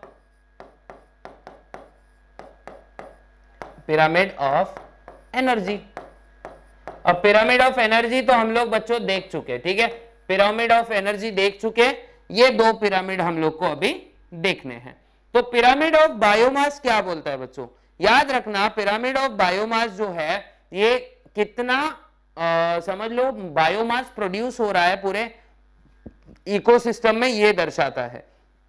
जैसे देखो प्रोड्यूसर्स के नंबर हमेशा ज्यादा रहेंगे, तो इनका बायोमास भी क्या होगा? ज्यादा रहेगा। फिर इनको जो खाता है ये कम रहेगा। पिरामिड ऑफ बायोमास में जो प्रोड्यूसर्स को खाता है इनका नंबर थोड़ा कम रहेगा। फिर प्राइमरी कंज्यूमर्स को जो खाता है उनका नंबर और ज्यादा कम रहेगा, मतलब ये थोड़े और हल्के जीव होंगे। जैसे फॉर एग्जांपल देखो, एक भैंसा कई किलो घास खा लेता है, और वो भैंसे मतलब कई किलो घास मतलब मान लेते 1 टन घास वो खा रहा है, और भैंसे का वजन कितना? बहुत से वो 350, 500, 600, 700 किलो। 1000 किलो घास खाई, 500, 600 किलो का भैंसा, मतलब मेन घास से भैंसे का वजन क्या है? कम। अब उस भैंसे को 250 किलो का शेर खा लेता है, तो भैंसे से और वजन कम किसका है? यह है हमारे शेर का। और जब शेर खाता है तो मिलीग्राम्स या फिर नैनोग्राम्स के बैक्टीरिया उसको चट कर जाते हैं, तो ये वजन किसका है? डिकम्पोजर्स का।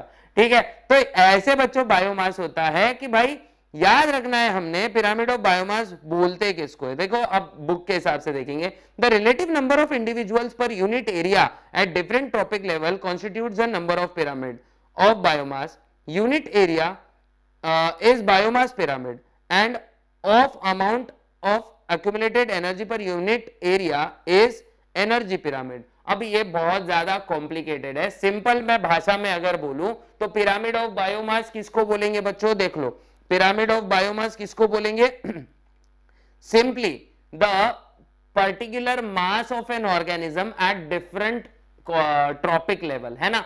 किसी भी ट्रॉपिक लेवल पे पर्टिकुलर ऑर्गेनिजम्स का मास कैसे डिफर करता है ना, इसको हम कहेंगे पिरामिड ऑफ बायोमास। जैसे मैंने जस्ट अभी बोला कि भाई सबसे ज्यादा मास होगा अपने किसका? अपने प्रोड्यूसर्स का, फिर उससे कम मास होगा कंज्यूमर्स का, फिर सेकेंडरी कंज्यूमर्स का, और सबसे कम मास होगा अपने टर्शरी कंज्यूमर्स का। जैसे अपने को टेक्स्ट बुक में बच्चों एक एग्जांपल दिया है पिरामिड ऑफ बायोमास का, तो वो है हमारा, देखो घास वाला एग्जांपल है। अरे एक सेकेंड, हाँ ट्रायंगल चाहिए था अपने को। देखो बच्चों वापस से हमने एक ट्रायंगल लेके आया। अब देखो ये ट्रायंगल के अंदर हम क्या करते हैं, सिंपल लाइनें ड्रॉ कर लेते हैं हमारे। तो सबसे पहले हमारा प्रोड्यूसर्स है, फिर प्राइमरी कंज्यूमर्स है, फिर सेकेंडरी कंज्यूमर है और लास्ट में टर्शरी कंज्यूमर्स है। ठीक है, तो समझ लो बच्चों, घास का एग्जाम्पल लिया है हमको। देखो ग्रास, अब ग्रास का एग्जाम्पल दिया है बच्चों 900 केजी ग्रास, है ना। अब इन 900 केजी ग्रास को कितने माइस खा रहे हैं, सिर्फ 100 केजी माइस खा रहे हैं। कितने, 100 केजी माइस आराम से 900 केजी घास को चट कर जा रहे हैं। 100 केजी माइस मतलब इतने सारे चूहे, एक ही चूहा 100 किलो का नहीं है बच्चों, 100 केजी माइस है। कितने, 100 केजी माइस है। फिर 100 केजी माइस को 50 ग्राम जितने, 50 केजी जितने स्नेक्स खा लेंगे। ओके, 100 केजी घास को 50 केजी स्नेक्स खा लेंगे, मतलब बहुत सारे सांप जिनका वजन 50 केजी। देखो एकदम माइस के आधा है लेकिन फिर भी, और 50 केजी स्नेक्स को 10 केजी तक के आउल्स खा लेंगे, मतलब एक दो आउल्स ही इनको चट कर जाएंगे, है ना। तो ये होता है बच्चों पिरामिड ऑफ बायोमास। ठीक है, अलग अलग ट्रॉपिक लेवल पे कैसे डिफर होता है। सेम तरीके से पिरामिड ऑफ नंबर भी क्या बताता है बच्चों, प्रोड्यूसर के नंबर्स हमेशा ज्यादा होते हैं। देखो घास गिन नहीं सकते, इतनी ज्यादा घास होती है, इतने ज्यादा पेड़ पौधे होते हैं, इतनी ज्यादा पत्तियां होती है। इनको खाने वाले कुछ हजार प्राइमरी कंज्यूमर्स होते हैं और कुछ हजार के ऊपर कुछ सैकड़ों सेकेंडरी कंज्यूमर्स होते हैं, और कुछ सैकड़ों सेकेंडरी कंज्यूमर्स और प्राइमरी कंज्यूमर्स को खाने के लिए कुछ 100 ही अपने टर्शरी कंज्यूमर्स होते हैं। ठीक है, जैसे फॉर एग्जांपल अपने को दिया है, देखो घास को खाने के लिए प्राइमरी कंज्यूमर्स जैसे खरगोश वगैरह जितनी भी टोली है ये बहुत बड़ी है। फिर खरगोश वगैरह खाने के लिए सांप, चील, कौवे, ये जितनी भी है ये टोलियों के नंबर्स थोड़े कम होते हैं। और शेर देखो, शेर अकेला आता है, झुंड में तो सियार आते हैं, है ना। तो ये सियारों के आगे झुंड में मतलब शेर जो है एक होता है, मतलब नंबर्स देखो बच्चों कैसे कैसे कम हो रहे हैं। ठीक है, तो ये बात आप लोग को याद रखनी है। इसी को हम पिरामिड ऑफ नंबर बोलते हैं बच्चों। क्या बोलते हैं, पिरामिड ऑफ नंबर बोलते हैं। पिरामिड ऑफ एनर्जी भी हमने देख लिया। अब न्यूट्रिएंट साइकिल देखते हैं बच्चों। ठीक है, 10% लॉ समझ लिया, न्यूट्रिएंट साइकिल देख लेते फटाक से एकदम। ओके, तो न्यूट्रिएंट साइकिल क्या बोलती है, न्यूट्रिएंट साइकिल्स, है ना, न्यूट्रिएंट साइकिल्स। तो न्यूट्रिएंट साइकिल्स में बच्चों सबसे पहली साइकिल्स हमको दी है वो है कार्बन साइकिल। कौन सी साइकिल है बच्चों, कार्बन साइकिल। कौन सी साइकिल है, कार्बन साइकिल। सर जब कार्बन से बने जीव साइकिल चलाते हैं इसको कार्बन साइकिल बोलते हैं, ऐसा कोई शॉर्ट नहीं होता है बच्चों। कार्बन साइकिल मतलब बच्चों यहां पर क्या होता है, देखो अलग अलग टाइप की साइकिलें होती है। जैसे फॉर एग्जांपल मैं न्यूट्रिएंट साइकिल बोलूं तो देखो न्यूट्रिएंट साइकिल दो टाइप्स की होती है। Okay, nutrient cycle. Okay, nutrient cycle बच्चों दो टाइप्स की होती है एक्चुअली। एक होती है गैसियस, है ना, और दूसरी होती है sedimentary. Okay, sedimentary. Gaseous cycle से आपको समझ में आ गया होगा, यहां पे गैसेस जो है ये सर्कुलेट होगी, और सेडिमेंटरी साइकिल्स में इनऑर्गेनिक सब्सटेंसेस। तो गैसियस साइकिल्स में क्या आ जाता है बच्चों, nitrogen cycle, oxygen cycle, carbon cycle. Sedimentary में क्या आता है, calcium cycle, phosphorus cycle. Okay, calcium and phosphorus cycles आ जाती है। तो ये आप लोग ने याद रखना है। अब हम बात कर रहे थे कार्बन साइकिल की। ठीक है, तो जितने भी अर्थ पे लिविंग ऑर्गेनिजम्स है, देखो एक सेंटेंस बड़ा मस्त है अपने टेक्स्ट बुक में, all life forms on earth are carbon based because carbon is the main component of all the compounds of protoplasm. It constitute 49% of dry weight of organism. तो ये पॉइंट लिखने जैसा है बच्चों। क्या होता है, कार्बन कितना होता है, देखो कार्बन कॉन्स्टिट्यूट्स, देखो मैं लिख देता हूं मैं यहां पे कार्बन कॉन्स्टिट्यूट्स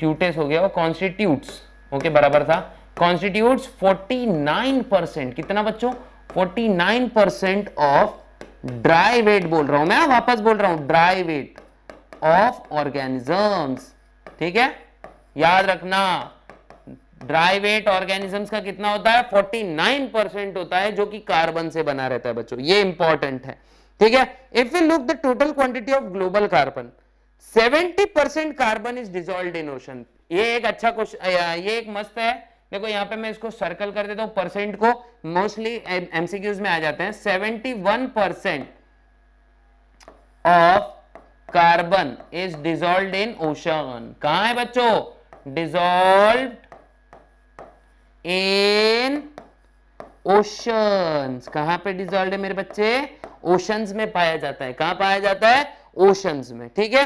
अब याद रखना बहुत अच्छे से, कार्बन जो है देखो जहां से कार्बन निकलने वाला है उसको हम बोलेंगे सोर्स, क्या बोलेंगे सोर्स, और जहां पे ये स्टोर होगा उसको बोलेंगे हम लोग सिंक, क्या बोलेंगे बच्चों सोर्स एंड सिंक, तो जहां पे कार्बन जहां से निकलेगा इसको बोलेंगे सोर्स और जहां पे डिपॉजिट होगा उसको बोलेंगे सिंक। तो देखो the long term storage places are known as sink, जैसे देखो फॉसिल फ्यूल्स, रॉक्स है ना, तो ये जितनी भी चीजें हैं ये क्या है ये सिंक है बच्चों, क्या है सिंक है। अब कार्बन को हम लोग देख लेते हैं कि सर्कुलेट कैसे होता है, ठीक है।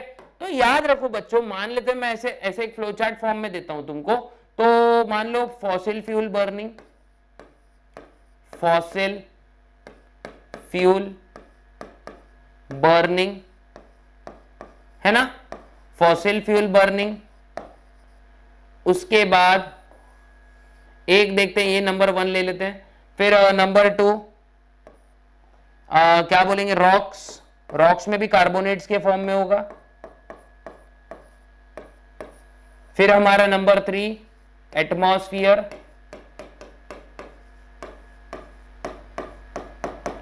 रॉक्स मतलब मैंने कोल बोला, कोल मतलब अपने फॉसिल फ्यूल में ही आ जाएगा बच्चों, ठीक है। तो जब भी ये तीनों को हम क्या करते हैं, देखो ये तीनों से क्या निकल रहा है, ये तीनों से निकल रहा है हमारा सबका बॉस CO2। अब ये CO2 कौन लेता है बच्चों, ये CO2 लिया जाता है प्लांट के द्वारा, प्लांट्स है ना, प्लांट्स क्या करेंगे भाई, प्लांट्स क्या करेंगे, कुछ नहीं करेंगे सर, फोटोसिंथेसिस करेंगे, क्या करेंगे फोटोसिंथेसिस, ओके फोटोसिंथेसिस, फोटोसिंथेसिस करने के वजह से क्या होता है, यही कार्बन का कन्वर्जन हो जाता है बच्चा ग्लूकोज में, कहा ग्लूकोज में कन्वर्ट हो जाता है बच्चों। अब देखो ये प्लांट अगर डेड होते हैं, मतलब ये प्लांट अगर डाई हो जाते हैं, मतलब डेथ हो जाती है इनकी, ठीक है, अगर प्लांट की डेथ हो जाती है तो इनका कन्वर्जन आगे चल के फॉसिल फ्यूल में हो जाता है, फॉसिल फ्यूल है ना, फॉसिल फ्यूल में इनका कन्वर्जन हो जाता है। फिर उसके बाद मतलब ये ग्लूकोज कौन खा रहा है बच्चों, एनिमल्स खा रहे हैं ना, अरे एनिमल्स खा रहे हैं ना, अरे खा रहे हैं ना यार, एनिमल्स बिल्कुल खा रहे हैं, ठीक है, ये ग्लूकोज को एनिमल्स खा रहे हैं। अब एनिमल्स क्या करेंगे भाई, दो चीजें होती है ना एनिमल्स के साथ में, एक तो वो मरेंगे नहीं तो रेस्पायर करेंगे, है ना, रेस्पायर, रेस्पायर करने के बाद ये क्या रिलीज करते हैं मेरे बच्चे CO2 है ना, क्या रिलीज करते हैं CO2, और ये CO2 वापस कहां चला जाता है, अरे कहां चला जाता है भाई एटमॉस्फेयर में। अब देखो ये फॉसिल फ्यूल बर्न होगा, वापस से देखो फॉसिल फ्यूल बर्न हो रहा है कि नहीं, फिर क्या रिलीज होगा CO2, फिर क्या होगा प्लांट लेगा, फिर क्या होगा, ऐसे बच्चों कार्बन जो है साइक्लिक फॉर्म में क्या होता है अपने एनवायरनमेंट में घूमता रहता है, और इसी को कहते हैं मेरे बच्चों अपना कार्बन साइकिल, क्या बोलते हैं कार्बन साइकिल। एक बार पूरा का पूरा पैराग्राफ आप अच्छे से रीड करो, टेक्स्ट बुक का डायग्राम है देखो वहां पे अच्छे से देखो, नहीं तो अपनी वाली डायग्राम भी सस्ती वाली है, देख सकते हो बच्चों, क्या बोल रहा हूं मैं, सस्ती वाली सी डायग्राम है। CO2 कौन ले रहा है, देखो एटमॉस्फेयर से, फॉसिल फ्यूल से, और रॉक्स तो मैंने छुपी डाल दी, ये नहीं डालना चाहिए एक्चुअली, मैंने इसको कट कर देंगे, रॉक्स फालतू में डाल दिया मैंने वहां पे, तो देखो एटमॉस्फेयर और फॉसिल फ्यूल से CO2 निकल रहा है, CO2 ले रहा है प्लांट, प्लांट को खा रहे हैं एनिमल्स, एनिमल्स खा रहे हैं, सॉरी एनिमल्स रेस्पायर कर रहे हैं। एनिमल की जब डेथ हो जाती है बच्चों, है ना, एनिमल की जब डेथ हो जाती है तब भी ये एटमॉस्फेयर में CO2 रिलीज होगा और उनका भी किस में कन्वर्जन हो जाएगा बच्चों, फॉसिल फ्यूल में कन्वर्जन हो जाएगा। किस में कन्वर्जन हो जाएगा, उनका भी कन्वर्जन फॉसिल फ्यूल में होगा। फिर फॉसिल फ्यूल बर्न होंगे, बर्न होने के बाद निकलेगा CO2 और प्रोसेस चलता रहेगा। कार्बन साइकिल शायद आप लोग को क्लियर हो गई रहेगी। तो हम आगे बढ़ते हैं फॉस्फोरस साइकिल पे। किस पे बढ़ते हैं, फॉस्फोरस साइकिल। अब देखो बच्चों phosphorus, phosphorus cycle, okay cycle. देखो बच्चों अपन लोग वन शॉट ले रहे हैं तो क्या कर रहे हैं, इसको थोड़ा सा हाई पेस पर लेके जा रहे हैं। अगर आपको लगता है कि सर कुछ डाउट्स रह गए हुजूर, तो RRR सीरीज के वीडियोस भी वापस से रिज्यूम होने वाले हैं, टेंशन मत लो, क्योंकि थोड़ा बिजी शेड्यूल चल रहा है चैनल का, बहुत सारे वीडियोस एक साथ आ रहे हैं चैनल पे, तो मुझको थोड़ी चीजें लेट लेट लानी पड़ रही है बच्चों, ठीक है। तो थोड़ा सा आप लोग संभाल लो, थोड़ा सा, ज्यादा नहीं, लेकिन आपके पूरे मैं रिविजन्स करवा के दे दूंगा, इसकी पूरी मेरी गारंटी है बच्चों, ठीक है। अब देखो बच्चों सिंपल माउंटेन्स देख लो, क्या है फॉस्फोरस साइकिल में, माउंटेन है। क्या देखना है भाई, माउंटेन, क्योंकि फॉस्फोरस जो है ना बच्चों ये माउंटेन्स और रॉक्स के अंदर बहुत ज्यादा होता है, ओके। माउंटेन्स, माउंटेन्स पे जब बरसात गिरती है बच्चों तो रॉक की वेदरिंग होती है, ठीक है। माउंटेन्स, माउंटेन्स में क्या होते हैं, रॉक्स, ठीक है। अब जब रेन होती है, सिंपल बताता हूं मैं, रेन, व्हेन रेन अकर्स, ये रेन माउंटेन पे गिरती है मतलब अल्टीमेटली रॉक्स पे गिरती है। तो रॉक्स का क्या होता है बच्चों, वेदरिंग। क्या होता है, इधर से ले लेते हैं ऐसे, रॉक्स का क्या होता है, एक मिनट,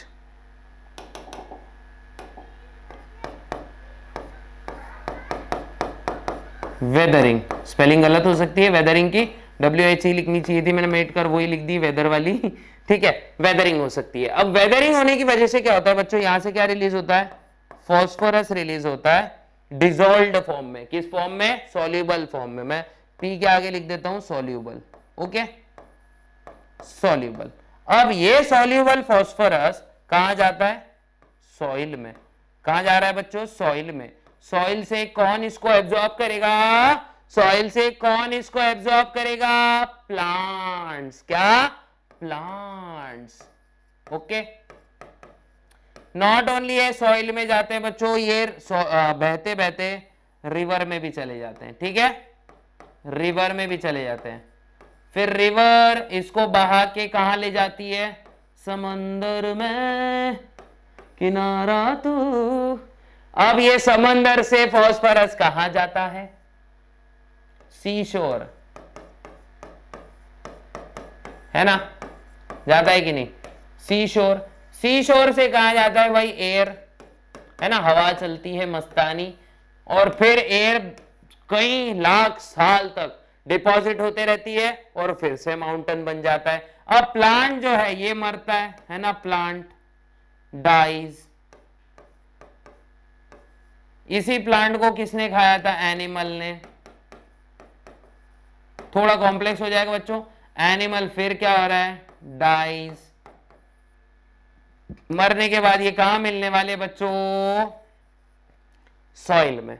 अब सॉइल में जब मिलेंगे फिर से ये रिवर, समंदर, सी बेड में हो जाएगा, सी बेड में भी रॉक्स बन जाएंगे। फिर जब सी बेड अपना पूरा, मतलब बच्चों ये एक दिन में नहीं होता है, सबसे पहले ये जान लो कि ये एक दिन में नहीं होता है, इसको बहुत सारे साल लगते हैं, ठीक है, ये याद रख लेना आपने, इसको बहुत सारे साल लगते हैं। और इस वजह से क्या होता है, ये मतलब ये दिक्कत नहीं आती है साइकिल अच्छे से जल्दी से, ठीक है। तो याद रखना ये पूरी फॉस्फोरस साइकिल है बच्चों। अब फॉस्फोरस के वजह से क्या होता है ये देखते हैं हम लोग, ठीक है। तो देखो unlike carbon and nitrogen, phosphorus is always short supply. क्यों, बिकॉज इसको बहुत साल लगते हैं, hence it acts as limiting factor for plant growth. Sudden influx of phosphorus in the form of agriculture runoff or industrial effluents reach the phosphate contents leads to eutrophication. अब आपको लगेगा sir eutrophication क्या होता है? बच्चों ये कुछ नहीं होता है, ये ओवर न्यूट्रिशन हो जाता है। मान लो किसी वाटर बॉडी में ज्यादा न्यूट्रिएंट्स हो गए तो वहां पे उन न्यूट्रिएंट्स को खाने वाले ऑर्गेनिजम्स की संख्या बढ़ जाएगी। जितने भी अगर बढ़ गया, संख्या बढ़ गया उनका, तो क्या होगा? संख्या बढ़ने की वजह से वहां का बायोलॉजिकल ऑक्सीजन या फिर बायोकेमिकल ऑक्सीजन डिमांड कम हो जाएगा। अगर biochemical demand, biological chemical demand जो है ये कम, एक मिनट टंग ट्विस्ट हो गई मेरी, बायोकेमिकल ऑक्सीजन डिमांड अगर कम हो गया, क्या कह रहा हूं मैं? बायोकेमिकल ऑक्सीजन डिमांड अगर कम हो गया तो उसकी वजह से क्या होगा? पानी जो है ये कंज्यूम करने लायक नहीं रहेगा और दूसरे एक्वाटिक लाइफ फॉर्म्स की वाट लग जाएगी। यही होता है यूट्रोफिकेशन। देखो ओवर ग्रोथ ऑफ एल्गी होती है इसमें at the instance of high phosphorus because of high phosphorus content. ठीक है, the over growth of alga kills and harms the aquatic life. जैसे मैंने अभी जस्ट बोला कि यूट्रोफिकेशन इसको ही बोलते हैं। सडन अगर इन्फ्लक्स हुआ न्यूट्रिएंट का किसी एक्वाटिक बॉडी में, यूट्रोफिकेशन क्या होता है? देखो यूट्रोफिकेशन, देखो यूट्रोफिकेशन,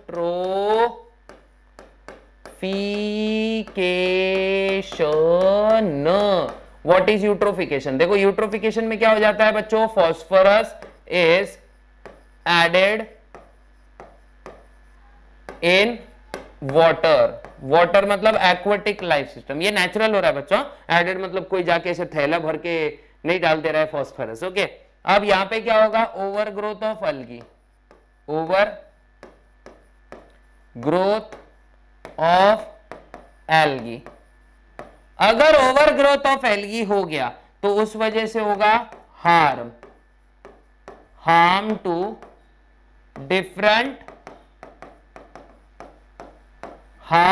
डिफरेंट एक्वाटिक एनिमल्स। किसको? डिफरेंट एक्वाटिक एनिमल्स को बहुत ज्यादा टेंशन हो जाएगा। याद रखना यही यूट्रोफिकेशन होता है बच्चों।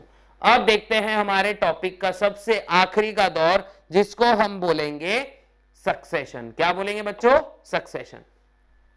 और हमारा ये वन शॉट का वीडियो खत्म हो जाएगा। सक्सेशन क्या है बच्चों? सक्सेशन है ना। अब देखते हैं सक्सेशन क्या है। ये मोस्ट इंपॉर्टेंट है बच्चों, यहां से इसकी डेफिनेशंस वगैरह आ जाती हैं। तो देखो सक्सेशन क्या होता है, सिंपल समझ लो बच्चों। सक्सेशन मतलब कहीं जाओ और वहां पे बस जाओ। ठीक है, अगर समझो मैं बोलूं कि कोई एक बंजर सी जमीन है, मान लो धरती शुरुआत में जिस पर कोई जीव नहीं था, उस पर अचानक से एक सेल आ जाता है। अचानक से मतलब डिफरेंट काइंड्स ऑफ प्रोसेसेस से आता है। उस पर अचानक एक सेल आ जाता है और वो वहां पे ग्रो करने लगता है। इसी प्रोसेस को बोलते हैं सक्सेशन। क्योंकि सक्सेशन में क्या होता है बच्चों? एक नॉर्मल कम्युनिटी से बहुत सारी कम्युनिटीज आ जाती हैं और वहां पे लाइफ फलने फूलने लगती है। इसी को कहा जाता है बच्चों succession. What is succession? It is a special pattern which occurs over the time. Text book की डेफिनेशन क्या बोलती है हमारी? It is the special pattern which occurs over the time. Time is a crucial factor, ये आप लोग को याद रहना चाहिए। The ecosystem is occupied by pioneer species. ठीक है, अभी एक्चुअली अपने टेक्स्ट बुक में डेफिनेशंस इतनी क्लियर नहीं है बच्चों। ठीक है, लेकिन अपन सक्सेशन को सिंपली अगर मैं बोलूं तो क्या होगा? द ऐसा बोलेंगे द सिंपल, अगर नॉर्मल में बोले तो क्या होगा succession? The arrival of organism, the arrival of organisms on a land या फिर in a habitat which was lifeless, मतलब वहां पे कोई लाइफ थी ही नहीं इसके पहले, which was lifeless and then development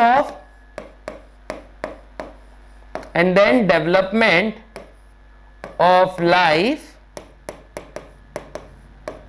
in that particular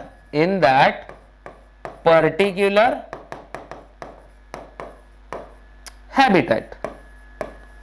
Let us consider बच्चों, आप लोग को एक जगह छोड़ दिया गया जहां पे सिर्फ जंगल जंगल है, ऐसे समझ लो पेड़ भी नॉन लिविंग है, ऐसी जगह जहां पे कोई लाइफ नहीं है, आप वहां पे जाके बसते हो, आप वहां पे अपनी दुनिया बसाते हो, और आपकी दुनिया देख के बहुत सारे लोग वहां पे आके बसना चाहते हैं। जैसे फॉर एग्जांपल इलॉन मस्क क्या कर रहे हैं आजकल, देखो मार्स मिशन करने वाले है ना। अब मार्स क्या है हमारे लिए, मार्स हमारे लिए एक बैरन लैंड है।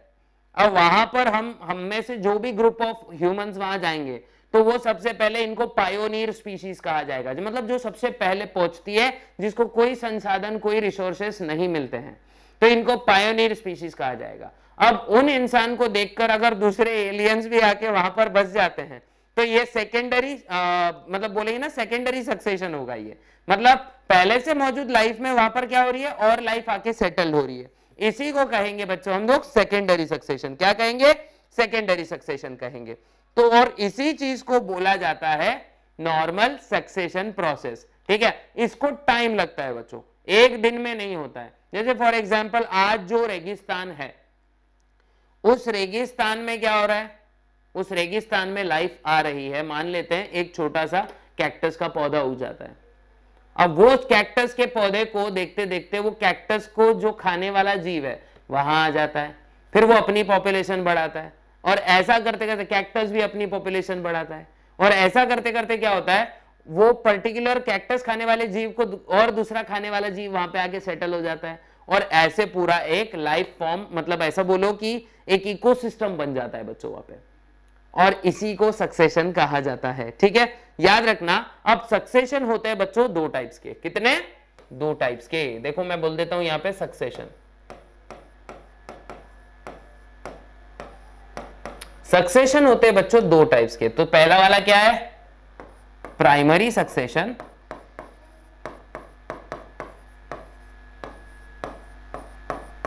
है ना, प्राइमरी सक्सेशन, और दूसरा होगा सेकेंडरी सक्सेशन। ओके, तो प्राइमरी सक्सेशन और सेकेंडरी सक्सेशन क्या रहता है ये देखते हैं। अब बच्चों ठीक से देखते हैं प्राइमरी सक्सेशन और सेकेंडरी सक्सेशन कैसे होता है, लेकिन उसके पहले हमको यह देखना पड़ेगा कि सक्सेशन की स्टेप्स क्या होती है। तो सबसे पहले होता है बच्चों न्यूडेशन। क्या होता है, न्यूडेशन। अब व्हाट इज मीन बाय न्यूडेशन, भाई कोई भी बैरन लैंड बनना, सिंपल में लिख देता हूं फॉर्मेशन ऑफ बैरन लैंड। क्या, बैरन लैंड। ठीक है, इसको बोलेंगे न्यूडेशन। तो पहला स्टेप होता है बच्चों क्या, पहला स्टेप होता है न्यूडेशन। अब न्यूडेशन के बाद क्या होने वाला है बच्चों, न्यूडेशन के बाद, एक सेकेंड, ओके, न्यूडेशन के बाद होता है बच्चों इन्वेजन। क्या होता है, न्यूडेशन के बाद आता है इन्वेजन। इन्वेजन के बाद समझ लेना, इन्वेजन के बाद होता है इसेसिस। क्या होता है बच्चों, इसेसिस। अब ये होता है successful establishment of particular organism. तो मैं देखता हूं यहां पे न्यूडेशन के बाद क्या होता है बच्चों, इन्वेजन। मतलब कोई भी ऑर्गेनिज्म आ रहा है, ओके, और वहां पे सेटल होने की कोशिश कर रहा है। ठीक है, सेटल होने की कोशिश कर रहा है। फॉर एग्जाम्पल मान लो अचानक से आपके लिए करियर का बैरन लैंड है कनाडा, कनाडा में आपको कोई जॉब वॉब नहीं है, आप लोग जाके वहां पे रुकते हो, मतलब आपने अब इन्वेड कर लिया। कनाडा वाज अ न्यूडेटिव लैंड, आप जाके वहां पे इन्वेड कर रहे हो। इन्वेड कर रहे हो मतलब वहां जाके सेटल होने की कोशिश कर रहे हो। उसके बाद उसके बाद इसेसिस हो रहा है। क्या हो रहा है बच्चों, ECESIS। What is इसेसिस। अब मान लो आपने वहां कहीं अच्छी जॉब पकड़ ली बच्चों, ठीक है, आपने अच्छी जॉब पकड़ ली, और जॉब पकड़ने के बाद आप लोग अब वहां पे एस्टैब्लिश हो चुके हो। क्या हो चुके हो, एस्टैब्लिश हो चुके हो। एस्टैब्लिश होने के बाद में वहां की कोई लड़की से आपने शादी कर ली है मान लेते हैं, तो इसका मतलब वहां पे आप एग्रीगेट कर रहे हो। ठीक है, एग्रीगेशन मतलब अब आप लोग की क्या करोगे, स्पीशीज बढ़ाओगे। एग्रीगेशन है ना, एग्रीगेशन हो रहा है एग्रीगेशन हो रहा है मतलब एग्रीगेट हो रहे हो भाई, वहां पे अब पॉपुलेशन बढ़ रही है अपनी। ठीक है, अपनी मींस जो भी ऑर्गेनिज्म वहां पे जाके रह रहा है, फिर उसके बाद कभी कभी क्या होगा बच्चों, आपको कंपटीशन झेलनी पड़ेगी, जैसे बिजनेस पानी में कंपटीशन होगा, है ना, कंपटीशन। कंपटीशन होने के बाद क्या होगा बच्चों, को एक्शन रिएक्शन, है ना, क्या होगा, को एक्शन रिएक्शन, मतलब अब यहां पे जीने मरने की लड़ाई होने वाली है, को एक्शन, और लास्ट में सब अच्छा रहा तो स्टेबलाइजेशन हो जाएगा, है ना, मतलब आप अब वहां के सबसे बड़े बिजनेसमैन बन चुके हो, इसका मतलब आप वहां की क्लाइमैक्स कम्युनिटी बन चुके हो। पहले आप कौन सी कम्युनिटी थे, यहां पे आप थे पायोनियर कम्युनिटी। कौन सी बच्चों, पायोनियर, मतलब जब भी कोई बैरन लैंड पे सबसे पहला जीव जाता है इसको पायोनियर कम्युनिटी कहते हैं। समझ आ करो यार, गला दुख रहा है बोलते बोलते, ठीक है, इसको कहते हैं पायोनियर कम्युनिटी। और जो स्टेबलाइज कम्युनिटी रहती है इसके बाद उसका कोई ज्यादा डेवलपमेंट होने वाला नहीं है, कोई एवोल्यूशन नहीं होने वाला है, इसको बोलते हैं क्लाइमैक्स कम्युनिटी। कौन सी कम्युनिटी कहते हैं बच्चा, क्लाइमैक्स कम्युनिटी। तो प्राइमरी सक्सेशन अब किसको बोलेंगे, जब पायोनियर कम्युनिटी आके सेटल हो रही है। तो अपने टेक्स्ट बुक के हिसाब से क्या आएगा डेफिनेशन बच्चों, देखो, the present day communities in the world have come to be because of succession that has occurs over 1 million years ago, है ना, मैंने एक सेल का एग्जांपल दिया था कुछ देर पहले। Succession is hence process that starts where no living organism is present before. मतलब फॉर एग्जांपल एक वोल्केनिक इरप्शन हुआ है, वो लैंड एकदम बंजर है और उस पे अचानक से एक घास उग आती है, तो वो घास होगी बच्चों प्राइमरी या फिर पायोनियर कम्युनिटी, ठीक है, अच्छे से याद रखो। और सेकेंडरी सक्सेशन कब होगा, फॉर एग्जाम्पल मान लेते हैं कि इधर पे कोई वॉर हो गया, वो जमीन पूरी बेकार हो गई, लेकिन फिर से लोग वहां पे, मतलब पहले भी लोग एग्जिस्ट करते थे, अब फिर से लोग वहां पे जाके बस जा रहे हैं, तो ये होता है सेकेंडरी सक्सेशन। तो शायद यहां तक आप लोग को पूरा अच्छे से समझ में आ गया होगा बच्चों। और हाँ, अपने को एग्जाम्पल के तौर पे 2 टाइप के सक्सेशंस बताए हैं, हाइड्रार्च सक्सेशन और एक है जेरार्च सक्सेशन। तो अब हाइड्रार्च सक्सेशन में क्या होता है देखते हैं, लिख देता हूं मैं यहां पे हाइड्रार्च सक्सेशन। अब देखो बच्चों क्या है, सिंपल, वाटर, मान लेते ये पानी रे, पानी तेरा रंग कैसा, जिसमें भी डालो लगे उससे जैसा, है ना, वाटर। वाटर में बच्चों एक आ गया छोटू सा प्लांट, है ना, और ये अपनी धरती है, ये धरती सितारे अंबर के, है ना, अब धरती है। फिर ये जो पौधा है ये बढ़ने लगा, अरे बढ़ रहा है क्या, अब धीरे धीरे ये कहां पहुंच गया बच्चों, छोटे छोटे टाइनी मैंग्रोव फॉरेस्ट में ये कन्वर्ट हो गया, और टाइनी मैंग्रोव फॉरेस्ट आगे चल के बच्चों देखो डेंस फॉरेस्ट में कन्वर्ट हो गए, ये सस्ते झाड़ बन गए हमारे, है ना, सस्ते पेड़ पौधे बन गए, एकदम खतरनाक जंगल है, जंगल जंगल बात चली है, पता चला है, हो गया।